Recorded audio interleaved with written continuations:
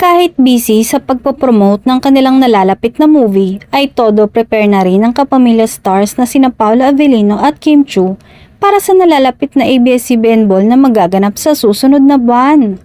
Sa katunayan nga daw, ay sinamahan na ni Paolo si Kim na mag-fitting ng kanyang susuotin na gown para sa nasabing event.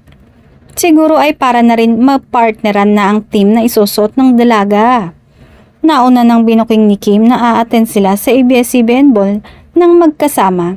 Kaya ngayon pa lang ay abangers na ang mga Kim Pao fans para sa mga bagong paayuda ng dalawa.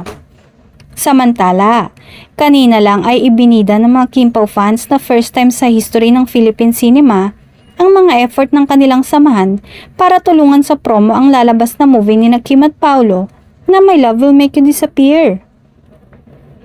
Ito ay matapos ibalita ng Star Cinema na meron ng higit sa 220 block screenings worldwide ang nasabing movie.